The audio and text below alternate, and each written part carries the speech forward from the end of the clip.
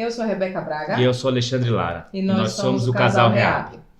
Bom, gente, hoje a gente vai trazer um tema muito interessante para vocês. A gente tem um convidado muito especial. Nos episódios anteriores, em todos os episódios, foi citado o papel do fisiatra no processo inteiro de reabilitação. E a importância desse profissional para poder conduzir melhor, para poder dar a cara da reabilitação do nosso paciente. E para falar desse tema tão importante, recebemos hoje a doutora Cristiane Isabela de Almeida, médica fisiatra. Muito obrigado pela sua presença, doutora. Seja bem-vinda. Obrigada, uma honra estar aqui com vocês, de verdade. A gente nem acreditou. Assim, nossa, a doutora Cristiane aceitou. Ai, gente, a gente é fã, então acontece de vez em quando. Exatamente. Bom, gente, vamos começar assim, falando já sobre a fisiatria. O que é a fisiatria? Que muitas pessoas não sabem nem do que se trata. E a gente hoje, que está do lado de reabilitadores, a gente sabe o quanto é importante o paciente ter um fisiatra, ter essa condução no caso. O que é a fisiatria? Bom, fisiatra é um médico, é uma especialidade médica. Eu também respondo isso toda semana. Pelo menos um paciente chega falando: olha, eu estou aqui porque me encaminharam, mas na verdade eu não sei bem o que você faz, né? Então, o fisiatra é um médico especializado em reabilitação de pessoas com incapacidades físicas, incapacidades temporárias ou incapacidades permanentes. Então, eu sempre falo que o fisiatra é como se fosse uma ponte entre a equipe médica do paciente e a equipe de terapeutas.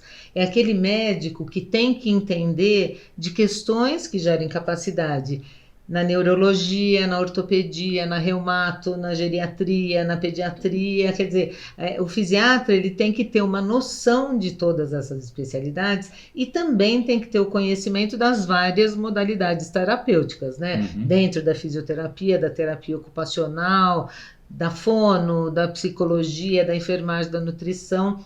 Isso falando das terapias tradicionais, né? E mais recentemente a gente vê, porque alguns desses pacientes eles têm questões crônicas, então também da gente conhecer outros tipos de terapias, né? Terapias integrativas, que não necessariamente a gente usa logo que o paciente começa a reabilitação, mas que principalmente para aqueles casos ou de dor crônica ou de incapacidade, às vezes se encaixam muito bem.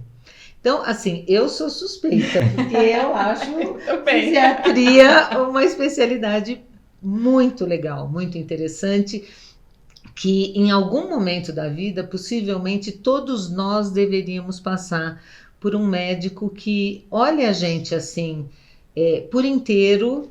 Claro, tem uma primeira visão, uma primeira avaliação da parte física, né, do sistema musculoesquelético, do sistema neurológico, enfim, toda essa questão, mas que vai olhar para a gente como a terapia ocupacional olha, né? Uhum. Quem sou eu como pessoa dentro desse corpo, dentro dessa dor, dentro dessa incapacidade? Então, mesmo que a gente não fale de incapacidades específicas em si, por exemplo, só o fato da população estar envelhecendo, sim, né, a gente já vai perdendo algumas funcionalidades. Então é bacana fazer uma avaliação e a gente sempre fica muito feliz quando o paciente chega sem uma queixa específica, mas falando: eu estou aqui para ver o que eu posso fazer para continuar bem. Nossa, é muito fantástico. Nas minhas analogias, eu costumo dizer que o fisiatra ele é o que conduz o navio. Então, nas terapias, está todo mundo remando para um lado. E o fisiatra vai dizer: opa, vamos todo mundo remar por aqui, por esse lado aqui, e a gente vai seguir. Você sabe, a analogia que eu uso é a do maestro, que eu falo que é o músico silencioso. É aquele que tem que tirar o melhor som de cada um, né? Então, vocês me conhecem, vocês sabem disso, eu sempre prezo e admiro muito a atuação dos terapeutas nisso, né? Porque quem está com o paciente é o terapeuta no dia a dia. Então, a gente como médico, logicamente, você avalia, você consegue olhar o todo, você consegue até olhar de uma forma um pouco mais distante e analisar algumas coisas. Às vezes você como terapeuta, você está junto ali no dia a dia, você olha o detalhe, né? Mas esse trabalho do fisiatra de ponte realmente com a equipe médica, conversar, entender do ponto de vista médico o que essa pessoa tem, mas de entender do terapeuta como isso está se dando no dia a dia, por que a terapia vai bem, por que a terapia não vai, como é que a gente pode... Às vezes acontece isso, né? As pessoas às vezes falam,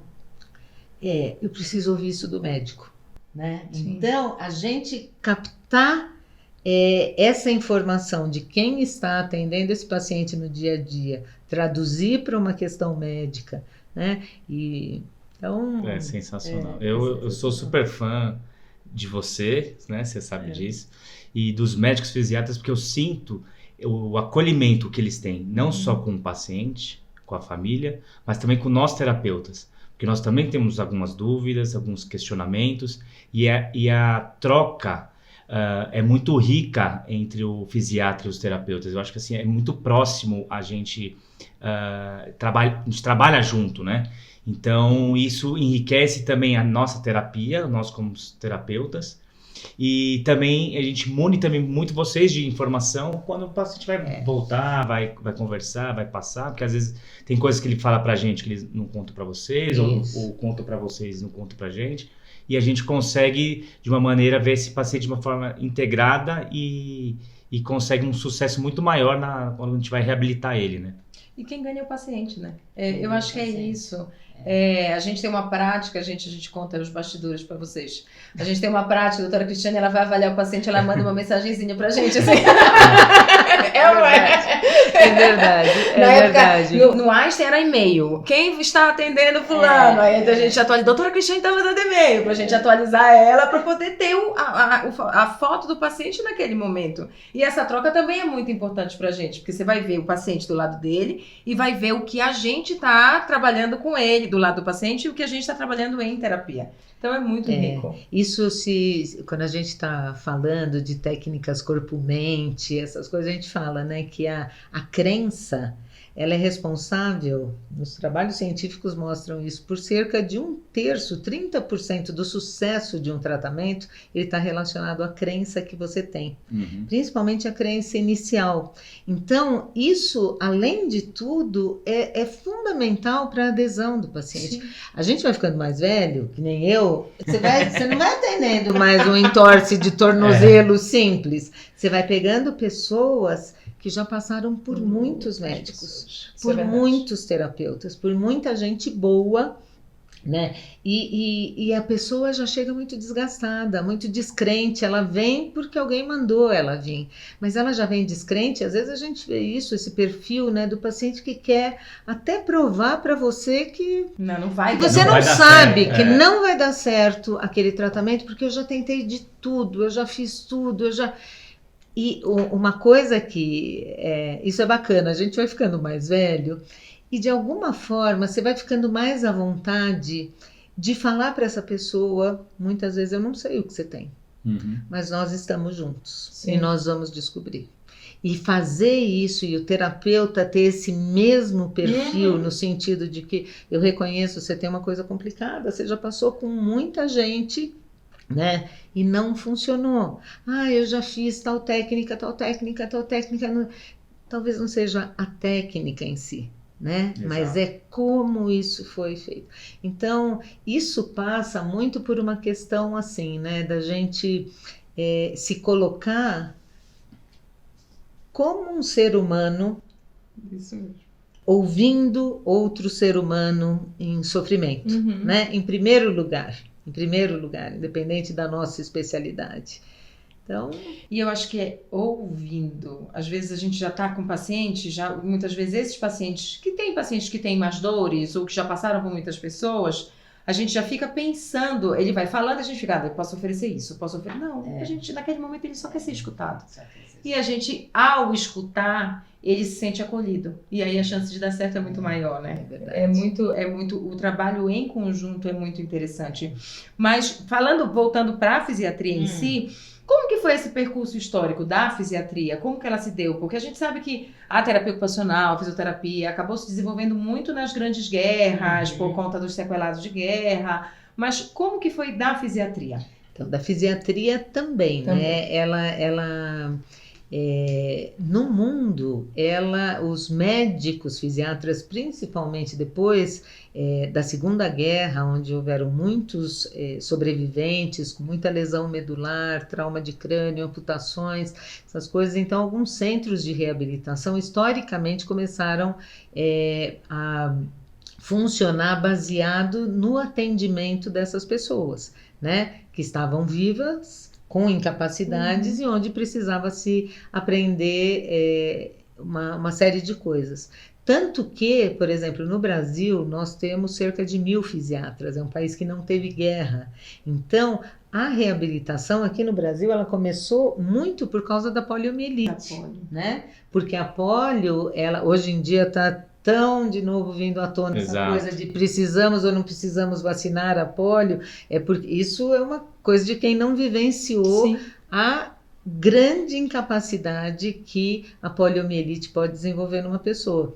Então, a sociedade, os primeiros fisiatras do Brasil, na verdade, a sociedade de reabilitação, ela foi formada inicialmente não por fisiatras, mas por pessoas, ortopedistas, reumatologistas, pessoas que trabalhavam com pessoas com incapacidade, né? E aí se organizando dessa forma. Até hoje, muitos médicos não conhecem a especialidade fisiatria. Exatamente. Né? A gente aqui no estado de São Paulo, hoje, graças a Deus, as grandes universidades, ela já tem essa noção da reabilitação, apesar que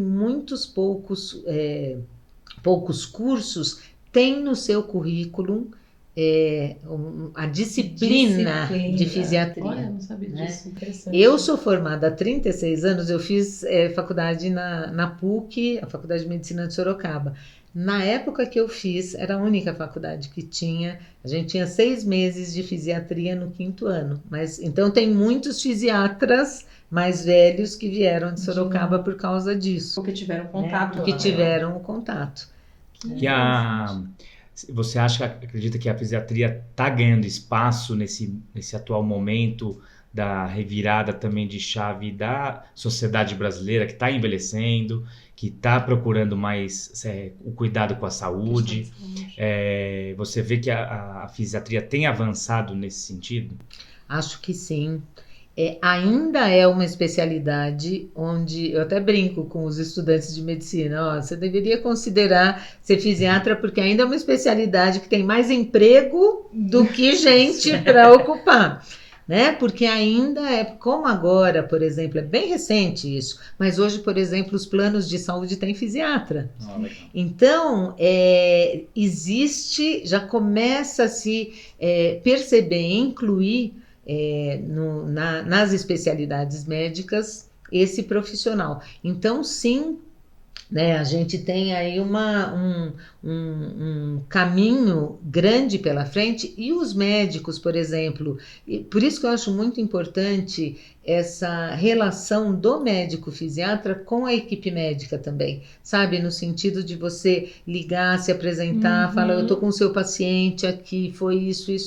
E muitas vezes o médico entende que antigamente se pensava isso, nossa, não posso mandar porque eu vou perder o paciente. Não, a gente vai trabalhar junto, né? Tem um espaço para todo mundo. Então, onde você coloca a tua abordagem, a sua visão sobre aquela incapacidade, no que pode acrescentar, e na verdade a equipe médica entende isso como uma ajuda, porque é o fisiatra que sabe falar a linguagem dos terapeutas, né? A maioria, lógico, existem as exceções, mas a maioria dos médicos de outras especialidades não conhecem a fundo o processo terapêutico, né?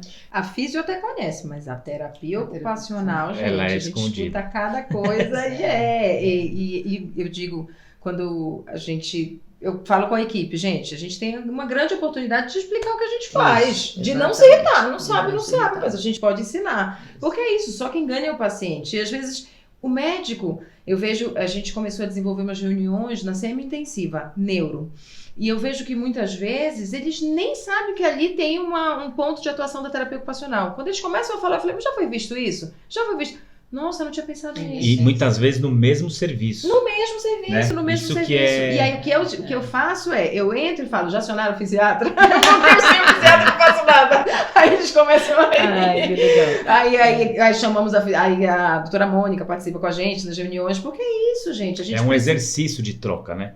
Isso tem que ser algo cultural dentro das instituições. Que tem os profissionais estão lá, todos habilitados, todos capacitados, mas muitas vezes por falta de troca mesmo dessas informações, de um ligar para o outro, olha, tô com o seu paciente aqui, tô com dúvida nesse caso, enfim, de ter reuniões para que tenha esse serviço melhor em termos em prol do paciente, com um olhar mais humano, que hoje também todos os serviços falam, vamos olhar mais humano no paciente, ou de ter as informações todas agregadas em prol do objetivo final, que é a cura ou a reabilitação do paciente. Eu tenho uma ideia assim, de quando a gente está falando de um paciente ambulatorial, a gente já fala de um paciente que teoricamente está estável.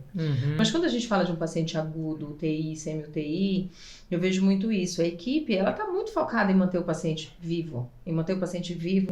E aí, quando a gente acrescenta a equipe, a gente mantém o paciente vivo, com o mínimo de sequela possível, tentando dar uma qualidade de vida. A gente vai olhar para umas coisas que a equipe inicial não olha porque ela é ruim, ela não olha porque ela tem muita coisa para dar conta aqui. Isso aí.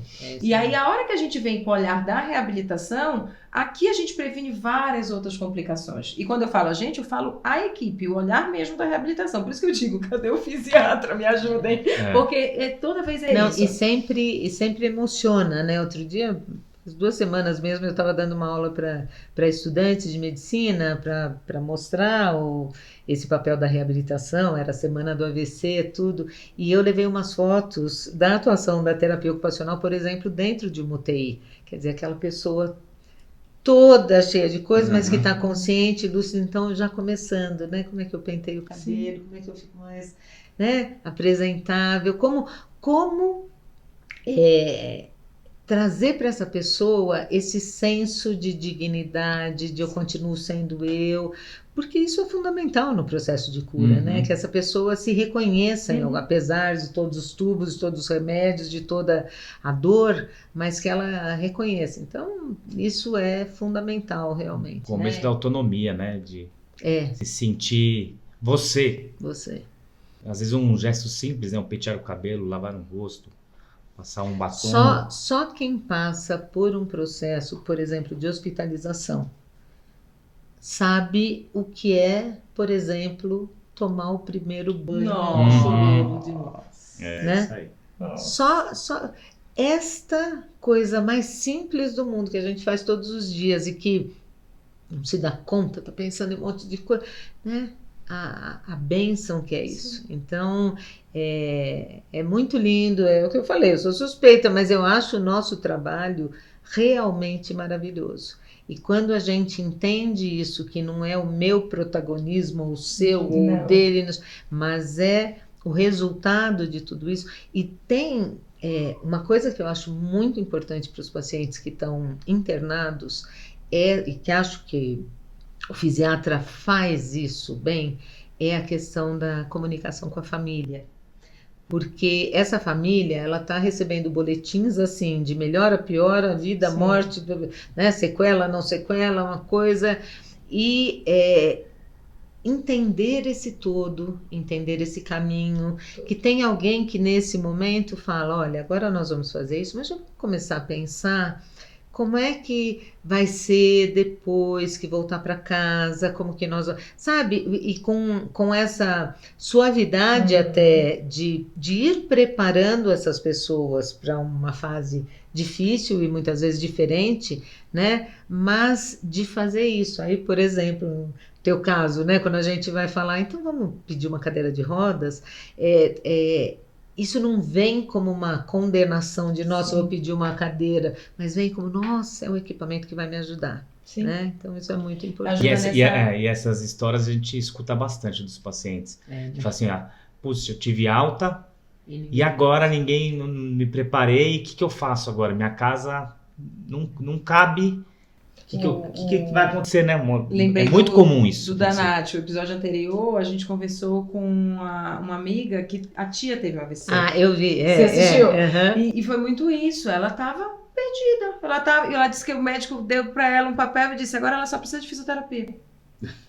E você imagina, ela não tinha ajeitado a casa, ela não tinha feito nada. Então, essa antecipação que a gente dá e o fato de prescrever a cadeira com antecedência, pensar na casa, isso prepara o paciente para o processo de alta. Isso vira um processo, não vira alta de uma hora para outra. E você vê, né? Por exemplo, dependendo da patologia, o gol da equipe médica do hospital é uma deshospitalização precoce. Sim. Né? Isso, não vai ter infecção. Então, por isso, essa necessidade de um olhar de reabilitação desde o momento zero.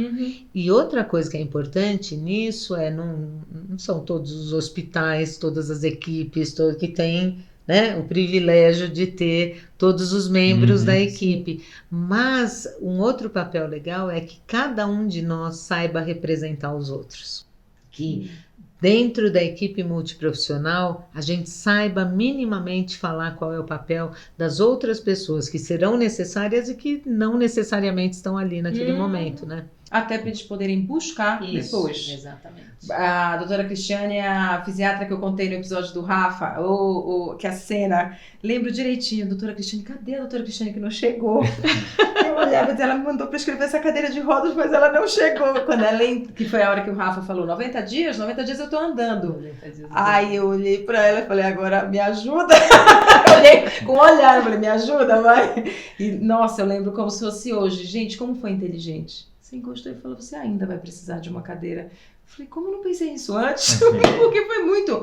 E aquilo acalmou. Aí ele conseguiu mudar o olhar, ressignificou a cadeira pra gente conseguir ir de alta, mesmo que não fosse a cadeira ideal para ele naquele momento, mas foi a cadeira que ele precisava naquele momento. Ele precisava. E isso foi em equipe. Foi eu cheguei, eu que fui prescrever a cadeira, mas naquele momento eu também não soube como conduzir. Você chegou e a gente foi juntos conduzindo da melhor forma possível. Eu acho isso muito lindo. Esse retalho onde a gente vai se ajustando com a físio, TO, fono. Essa semana a gente estava numa discussão que o médico tinha pedido, não, mas é fono. E aí a fono começou a levantar cada coisa, porque o paciente estava tentando gesticular, porque ele está tracostomizado. E aí ela falou assim, isso que vocês estão fazendo para ele gesticular vai cansar ele. Ele não precisa disso, ele vai precisar da TO para fazer uma comunicação alternativa. Tipo, em uma conversa a gente conseguiu, na coxa de retalho, entender o que era mais importante naquele momento, porque entrou cada um com a sua especificidade. Muito bacana. Muito legal. E doutora, tem algum caso que te marcou, como um fisiatra, algum caso específico que se você se emociona, que você foi assim, fora de série para você? Bom, tem muito. Já ia dizer. Difícil. Você imagina, com 36 anos sendo fisiatra, mas tem um caso que ontem me emocionou muito. Um pacientinho meu, o Lucas, que teve diagnosticado um tumor medular, ele tinha 1 ano e 9 meses, hoje ele tem 16 anos. Ele tinha 1 ano e 9 meses, foi operado algumas vezes, um tumor que o deixou paraplégico, uma paraplegia incompleta, mas o deixou paraplégico. E eu tenho a oportunidade de acompanhar, ontem até no meu Instagram eu postei, por isso eu estou falando dele, porque eu pedi se eu podia falar, ele está na Espanha neste momento, e esse menino está se tornando um atleta paralímpico de tênis de mesa, assim, com uma evolução que legal. maravilhosa, superando todas as expectativas. Então, quando eu tenho acompanhado ele à distância, mas ontem quando eu vi ele ganhando de uma pessoa muito mais velha, muito mais experiente, muito, se não me engano, 4º do mundo ranqueado, e ele ganhou eu falei, gente, é isso, né? É esse o nosso papel, esse papel de acompanhamento em cada fase da vida dele, da mãe, do pai, dos irmãos, quer dizer, muitas coisas, mas o objetivo é esse, né? Então, e agora, que é o meu objetivo que eu fico falando, mas você tem que continuar estudando, né? Não pode parar, porque faz parte também, né? A gente poder olhar o todo. Então, Que legal. a minha homenagem a ele, que Parabéns. que é uma graça de menino, e o esporte traz isso, né? A questão da superação. Superação, motivação. Isso é Fantástico. maravilhoso. Então, Muito bacana. e no nome dele, a homenagem a todos os pacientes que me tocaram profundamente durante a vida, né? Que legal. É isso, vai preenchendo, né? Aquece, é muito bacana. E você falou agora da mãe, do pai, a gente falou já em alguns momentos dessa ponte com a família. Nesses 36 anos aí de estrada, o que a gente pode, o que você acha que dá pra gente conversar um pouco sobre a família? No sentido assim, a gente sabe que tem família que é super parceira, e a gente sabe que tem família que é super protetora, a gente tem vários extremos de família. Qual você acha que é a importância desse papel da família nesse processo de reabilitação? Eu sempre costumo dizer para os pacientes o seguinte, que reabilitação é um tripé, aonde existe o paciente, a atuação dele é fundamental, a atuação da família e a atuação da equipe de reabilitação. Se um desses três falhar, não vai dar certo, né? Então, a família, e aí vai depender de cada diagnóstico, de cada incapacidade, enfim, dessa atuação. Mas essa atuação de presença, de suporte, de escuta também, né? E ao mesmo tempo, com o passar do processo de reabilitação, essa generosidade de ir abrindo mão e permitindo que essa pessoa vá se tornando independente. Porque, às vezes, principalmente quando a gente está falando, né, de pais em relação a filhos, como é duro para qualquer um de nós que tem filhos, às vezes, né, você deixar seu filho andar de bicicleta sozinho, com aquele medo de que, imagina você passando por uma situação, principalmente em incapacidades graves, quanto é duro, quanto qualquer pai, qualquer mãe, sem pestanejar um segundo, se colocaria no lugar e falar, dá toda essa dor para mim, que eu não quero que seja para ele. Mas são os momentos, né? É o processo, essa caminhada. E por isso vem a importância da comunicação entre a equipe, médico, terapeutas, com essa família e com esse paciente. Né? Então faz parte, você já tem colocado isso muito bem, do processo de reabilitação, essas reuniões, né? Reuniões entre a equipe que trabalha com o paciente, às vezes a gente precisa de uma coisa muito específica, como você citou, uma comunicação alternativa. Bom, então vai reunir, não precisa reunir todo mundo, os profissionais pertinentes, mas às vezes esse olhar macro aonde a gente precisa. E às vezes precisa ser colocado uma coisa difícil, né? No sentido de que, olha, para nós ajudarmos, a gente tem que se modificar. Então, a reabilitação, ela é um processo de crescimento para todos, né? Inclusive para a gente. Grande maioria dos nossos pacientes, principalmente com incapacidades complexas, não estão nos livros. A gente não aprendeu. Né? Isso é verdade. Então, a gente vai aprendendo e transformando, aprendendo e transformando. E conduzindo, tentando conduzir cada vez melhor. Os novos desafios. Os novos desafios. É um crescimento para todos, gostei. É isso mesmo. É para a família, para o paciente, para a gente. Assim, tem gente que fala, nossa, mas você não fica...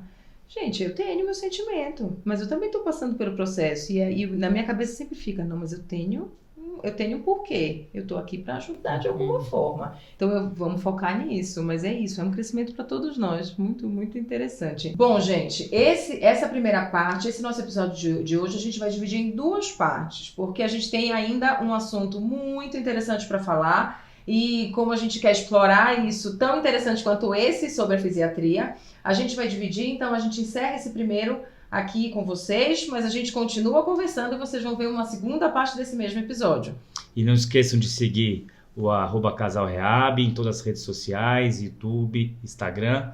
E doutora, muito obrigado pela sua participação, você é fantástica, a gente do seu fã-clube, pode ter certeza Nós disso. somos suspeitos, porque eu também sou de vocês, então.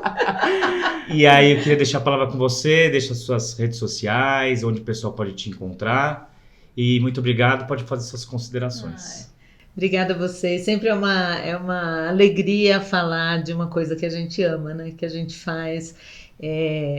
A minha professora de meditação, a professora Lia Diskin, da Palas Athena, ela sempre fala isso, né? Que alegria realmente a gente poder unir a nossa profissão e a nossa vocação. Quando a gente consegue fazer isso, a gente realmente é feliz, né? Então eu me sinto a essa altura muito, muito feliz, muito realizada por ter optado por esse caminho, né? Como eu falei, quando eu comecei na reabilitação, eu ouvia assim no começo, fisiatra, mas o que é isso? E alguém da minha família falou, bom, mas então para que adianta ter um médico na família, né? Então, porque, né? Não se conhece. Mas hoje a minha consideração final é: pense na reabilitação, qualquer que seja o seu problema, uma dor, uma incapacidade, uma alteração postural, a percepção de uma perda funcional, né? Pense não só no médico fisiatra, mas na equipe toda de reabilitação, porque é um divisor de águas e a vida de cada um de nós, sem dúvida, vai ser muito melhor. Eu agradeço muito estar aqui, é uma alegria estar com vocês. Meu Instagram é @Cristiane Isabela de Almeida. Né? Lá eu não sou uma pessoa muito envolvida com redes sociais, é verdade, né? Assim, são como é que se diz? Momentos onde a gente vai entendendo qual é esse papel, né? Esse papel de divulgar, não divulgar, mostrar, não mostrar, mas tudo que tem lá é com muito carinho e fruto dessa vivência que a gente tem. Muito bom, obrigada. doutora, muito obrigada. Então a gente encerra aqui. No próximo episódio a gente vai continuar gravando. Vocês vão saber um pouquinho do que foi a missão humanitária que a doutora Cristiane foi para auxiliar, para ajudar os refugiados da guerra da Ucrânia. Então acompanhe, que vale super a pena. Beijo, gente. Tchau, tchau. Beijo, tchau, tchau.